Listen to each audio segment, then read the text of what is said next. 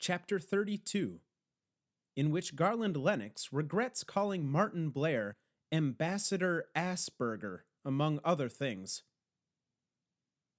Mr. Lennox, you mentioned liberating France. Were you part of the Normandy landings? Martin Blair, bless his heart, was trying to make conversation with Garland when I walked back in. But the old man just stared back, trying to will the embassy official to die of a heart attack, no doubt. I grabbed a croissant from the table and answered for Garland. No, the Germans shot him down 6 weeks before D-Day. Oh, Martin Blair said, and we listened to the air conditioning hum for a while, until Garland growled, "Khan," and we all looked his way. They shot me down over Khan. Were you... Did the Germans capture you? Martin Blair asked. Cue ball, do you think I'd let the Germans capture me? Martin Blair dared to smile and held his hands up to show he meant no harm. Garland continued. I jumped from my burning plane and landed in a cow pasture south of Caen. Landed right on top of a cow, in fact, which was lucky for me, and a little less lucky for Bessie. Still shattered my left ankle. Got this, too, Garland said, pointing to a long scar on his right forearm. And do you see this? Garland asked, holding up a middle finger toward Martin Blair. Martin Blair squinted at Garland's middle finger for a moment, before realizing the old man was just shooting him a bird. Garland laughed for the first time since getting off the plane, while Martin Blair shook his head and forced a smile. Then Garland kept going. I didn't pull my cord till late, but the Germans still saw me fall. I could hear jeeps and soldiers shouting through the hedgerows, so I cut my chute and crawled toward a little clump of trees about 200 yards away. A part of me thought it was pointless, though. I had a busted leg and a .45 with 1 round left, and I was leaving a trail of blood even a blind German could follow. But I wasn't going to no POW camp. That just wasn't happening. I figured at worst I could hide in the brush and ambush a couple of them before they took me out. I got lucky, though. There was a river just past the trees. I checked the silk map I kept in my boot and was pretty sure it was the Orne, and if so, the lights I'd seen on my way down were Caen.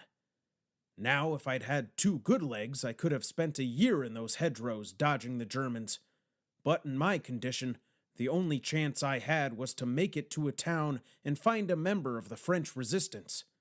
So I ate the chocolate bar from my survival kit and crawled into that freezing-ass river and floated toward Caen. Did you know army chocolate is heat-resistant to 120 degrees? Like eating a brown rock. No, I've never had military chocolate, Martin Blair said, then waited for Garland to continue his story, but the old man had lost interest. So, after a moment, Martin added, That's an amazing story, Mr. Lennox, and I do hope you know your country is eternally grateful for your service and sacrifice. Garland growled and said, I didn't sacrifice shit. Martin Blair looked at me, and I said, I was taking Mr. Lennox back to Caen. Then glanced over at Parker, who still hadn't raised her head. We were taking him back to Caen. The embassy man frowned and closed his eyes for a moment. You know, he said, we hold remembrance ceremonies at the Normandy American Cemetery every year. Mr. Lennox, perhaps your family can bring you back for... Remembrance ceremony? Mr. Clean, I remember the war just fine. Okay, Martin Blair said. Then why exactly were you trying to get back to Caen? I'll tell you why, Garland said, and crossed the room and stood right in front of Martin Blair. Because on April 24th, 1944, delirious from pain and freezing half to death, I crawled out of a muddy French river and hobbled down a cobblestone street of a Nazi-occupied town and knocked on the first door I came to. And who answered the door but the most beautiful girl in the world? The girl who saved my life. The girl I loved and lost and promised I'd come back for one day. That's why I'm going back to Cannes, Mr. Blair. Garland sat back down, and Martin Blair stared at his shoes, and the room grew uncomfortably quiet, until the old man threw a Hail Mary. "Martin," he said, "have you ever been in love?" I wanted to laugh out loud, but bit my tongue.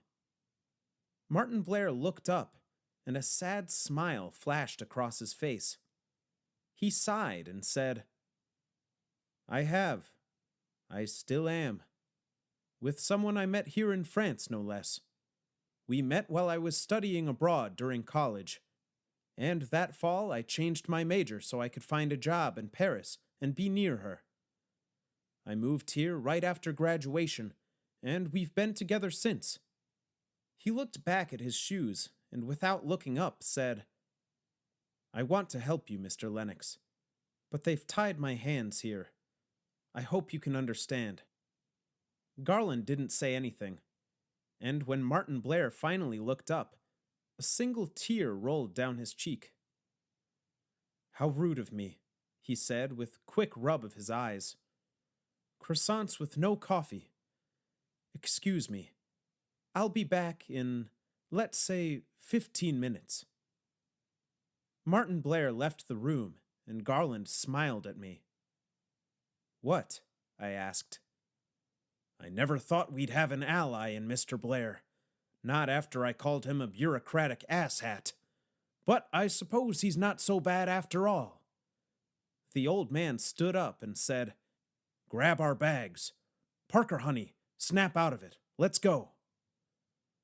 Parker lifted her head for the first time since we'd been in the room and wiped the tears from her face. "Go where?" I asked. "What are you talking about?" "It doesn't take 15 minutes to pour 3 cups of coffee," Garland said. Then he smiled and pointed toward the door and added, "And Mr. Blair conveniently forgot to lock the door on his way out." "Wait," I said. "I don't think he—" But Garland and Parker were already in the hall. So what else could I do but follow?